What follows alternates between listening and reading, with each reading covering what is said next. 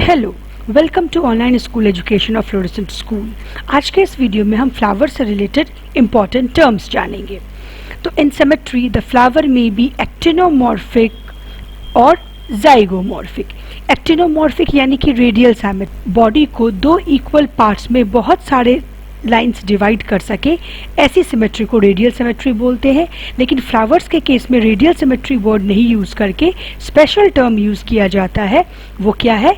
Actinomorphic. ऐसे flowers जो radial symmetry show करते हैं उन्हें एक्टिनोमॉर्फिक फ्लावर्स कहते हैं, और वो फ्लावर्स जो बायलैटरल सिमेट्री शो करते हैं उन्हें कहते हैं जाइगोमॉर्फिक फ्लावर। कभी भी रेडियल सिमेट्री और बायलैटरल सिमेट्री आप फ्लावर्स के केस में मत यूज कीजिएगा, वो इनकरेक्ट हो जाएगा। When a flower can be divided into two equal radial halves in any radial plane passing through the center, it is called actinomorphic. इसका example है mustard, datura, chili.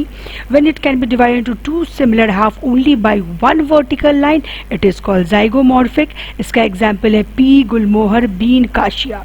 तो ये आप याद रखिएगा। ये तो हो गए दो तरह की सिमेट्री के बाद अब ऐसा फ्लावर जिसको कि किसी भी लाइन से कहीं से भी डिवाइड किया करें तो वो दो इक्वल हाफ में डिवाइड नहीं हो, ऐसे सिमेट्री को क्या बोलते हैं?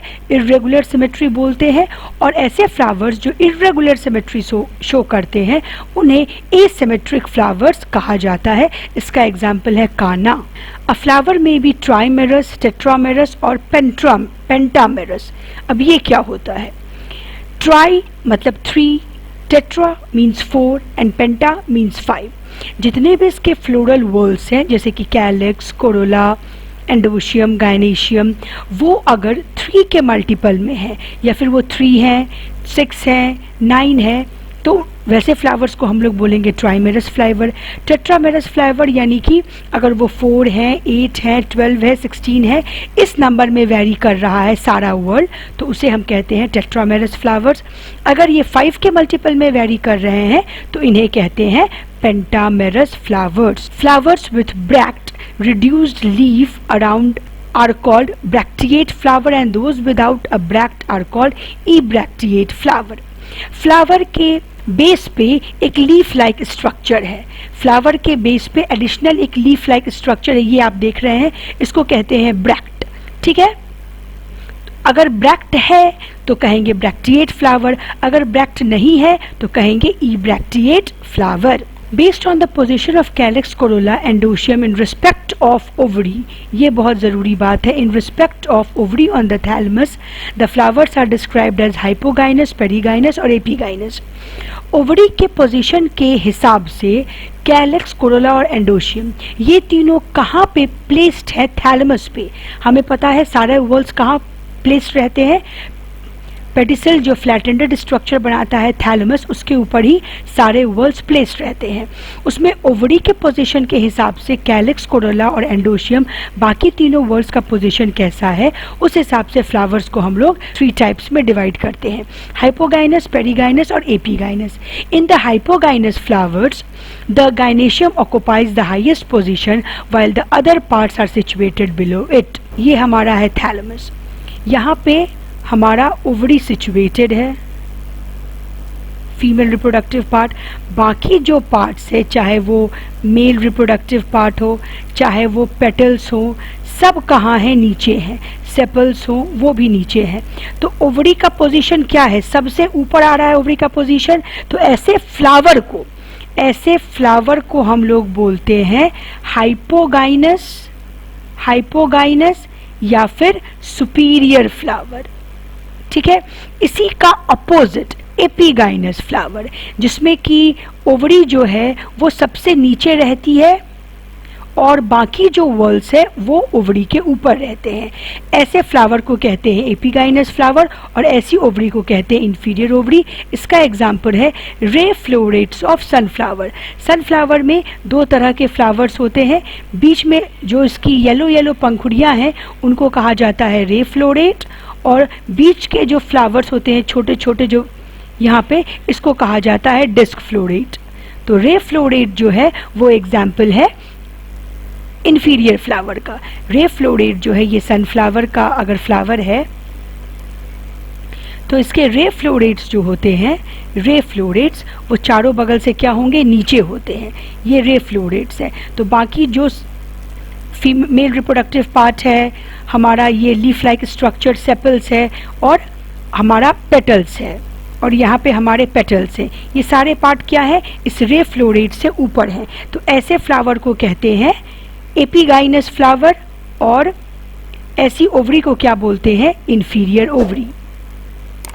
फ्लावर हमारा हो गया एपिगाइनस, ओवरी हमारी हो गई इंफीरियर। इंफीरियर यानी कि सबसे नीचे।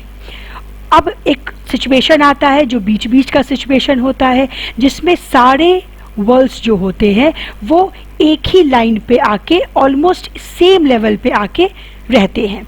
ऐसे को बोलते हैं, ऐसे फ्लावर को बोलते हैं पेरिगाइनस फ्लावर, और ऐसी ओवरी को बोलते हैं हाफ इंफीरियर ओवरी। इसका एग्जाम्पल है प्लम, रोज और पीच। हम लोगों ने यहाँ पे 3 तरह की ओवरी देखी। हाइपोगाइनस का सीधा अपोजिट हो गया एपिगाइनस, इसीलिए हाइपोगाइनस के बाद मैंने आपको सीधा एपिगाइनस फ्लावर पढ़ा दिया। अब आ जाते हैं यहाँ पे पार्ट्स ऑफ अ फ्लावर की बात करते हैं। तो फ्लावर में कितने वर्ल्ड पाए जाते हैं, फ्लावर में 4 वर्ल्ड्स पाए जाते हैं, और ऐसे फ्लावर को हम लोग बोलते हैं कंप्लीट फ्लावर। जिसमें चारों वर्ल्ड्स पाए जाए ऐसे फ्लावर को कहा जाता है कंप्लीट फ्लावर, और एक भी वर्ड अगर मिसिंग है तो उसको क्या बोलेंगे, इनकम्प्लीट फ्लावर। कैलिक्स क्या है, कैलिक्स आउटर मोस्ट वर्ल्ड है, जिसके एक मेंबर को हम लोग सेपल बोलते हैं। Sepal green leaf like structure है जो फ्लावर को बड स्टेज में प्रोटेक्शन प्रोवाइड करता है। ये सेपल्स जब यूनाइटेड होते हैं तो इन्हें कहते हैं गैमोसेपलस कंडीशन, और ये सेपल्स जब फ्री होते हैं तो इन्हें कहते हैं पॉलीसेपलस कंडीशन।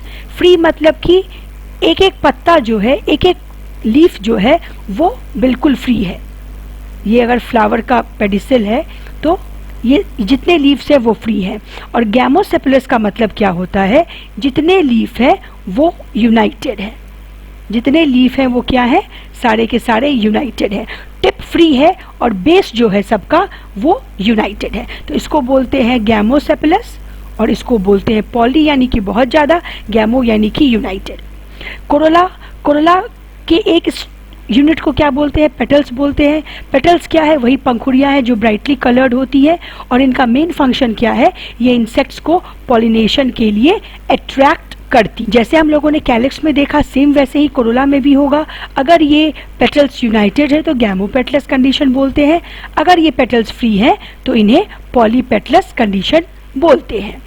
कोरोला के कलर्स जो होते हैं वो बहुत डिफरेंट होते हैं डिफरेंट प्लांट्स में। इनका शेप भी बहुत वैरायटी का होता है। कभी तो ये ट्यूब्यूलर होते हैं, कभी ये बेल शेपेड होते हैं, कभी फनल और कभी व्हील शेपेड होते हैं। अब हम लोग एक नया टर्म जानने वाले हैं जिसका नाम है एस्टिवेशन। ये बहुत ही इंपॉर्टेंट है। एस्टिवेशन 4 तरीके का होता है। तो एस्टिवेशन पहले होता क्या है वो जान ले। The mode of arrangement of sepals and petals in floral bud with respect to other members of the same word is known as estivation. Sepals और पेटल्स कैसे अरेंज है इसी को हम एस्टिवेशन बोलते हैं। एस्टिवेशन 4 तरह के होते हैं, velvet aestivation, twisted aestivation, imbricate aestivation और वैक्सिलरी एस्टिवेशन। वेलवेट एस्टिवेशन क्या होते हैं, जब पेटल्स बस एक दूसरे को इस तरीके से टच करते हुए अलग अलग बिल्कुल रहते हैं तो इसे कहा जाता है वेलवेट एस्टिवेशन। ओवरलैप नहीं करते हैं एक दूसरे से तो इसे कहते हैं वेलवेट एस्टिवेशन। एग्जाम्पल याद रखना जरूरी है, इसका एग्जाम्पल है कैलोट्रोप्सिस। जब सारे लीफ एक दूसरे पे ओवरलैप करते हैं कि एक इंटीरियर हो जाए एक एक्सटीरियर हो जाए, एक आधा ये अंदर है आधा बाहर, ये आधा अंदर आधा बाहर, आधा अंदर आधा बाहर, आधा अंदर आधा बाहर, आधा अंदर आधा बाहर, जब इस तरह से ओवरलैप करे तो इसे क्या कहा जाता है, इसे कहा जाता है ट्विस्टेड एस्टिवेशन। इसे क्या कहते हैं, ट्विस्टेड एस्टिवेशन, जो किसमें देखा जाता है, चाइना रोज, लेडी फिंगर और कॉटन में देखा जाता है।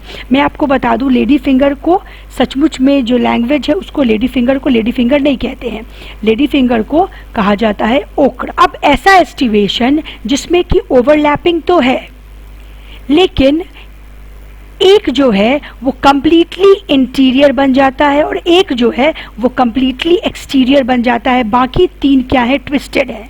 तो ऐसे एस्टिवेशन को इम्ब्रिकेट एस्टिवेशन कहते हैं। पेंटामेरस फ्लावर्स के केस में मैं बता रही हूँ, ऐसे हम लोग ड्रॉ करते हैं सेपल्स पेटल्स को जब हम लोग फ्लोरल डायग्राम आगे पढ़ेंगे। ये एक्सटीरियर हो गया, ये हमारा ट्विस्टेड, ये हमारा ट्विस्टेड यानी कि हाफ इंटीरियर हाफ एक्सटीरियर, ये भी हमारा आधा इंटीरियर और आधा एक्सटीरियर, और ये जो एक हो जाता है वो पूरा इंटीरियर हो जाता है। ऐसे अरेंजमेंट जब सेपल्स और पेटल्स का होता है तो इसे कहते हैं इम्ब्रिकेट एस्टिवेशन। इसे क्या कहते हैं, इम्ब्रिकेट एस्टिवेशन कहते हैं। ये कहाँ पाया जाता है, ये काशिया और गुलमोहर प्लांट्स में पाया जाता है। ये एक स्पेशल टाइप का एस्टिवेशन है। जो हम लोग लास्ट एस्टिवेशन आज का पढ़ेंगे वो एक स्पेशल टाइप का एस्टिवेशन है जिसे वैक्सिलरी या पेपिल्यूनेशियस एस्टिवेशन कहते हैं। वैक्सिलरी तो इसका नाम है, और क्योंकि ये एस्टिवेशन पेपिल्यूनेशियस फैमिली में पाई जाती है इसीलिए इसे पेपिल्यूनेशियस एस्टिवेशन भी कहते हैं। इसका एग्जाम्पल है पी और बीन फ्लावर। इसमें क्या होता है, सबसे बाहर वाला और सबसे बड़ा वाला जो सेपल या पेटल है वो सबसे बाहर आ जाता है, सबसे बड़ा वाला वो उससे छोटे वाले दो को ओवरलैप करता है, तो उसके बाद वाले दो जो बनते हैं वो हाफ इंटीरियर और हाफ एक्सटीरियर बनते हैं। उसके सबसे छोटे वाले जो पेटल्स होते हैं या सेपल्स होते हैं उसको ये दोनों ओवरलैप करता है। ये सब इसमें साइज का वेरिएशन है। सबसे बड़ा वाला पूरा तरीके से एक्सटीरियर है, वो कवर करता है अपने से दो छोटे वाले को और उसको क्या बनाता है, ट्विस्टेड बनाता है, हाफ इंटीरियर हाफ एक्सटीरियर। ये दोनों इन टर्न कवर करते हैं सबसे छोटे वाले को। इस टाइप का एस्टिवेशन क्या कहलाता है, वैक्सिलरी एस्टिवेशन कहलाता है। अगर वीडियो अच्छा लगा हो तो वीडियो को लाइक और शेयर ज़रूर से करें और चैनल को सब्सक्राइब कर लें। Bye students.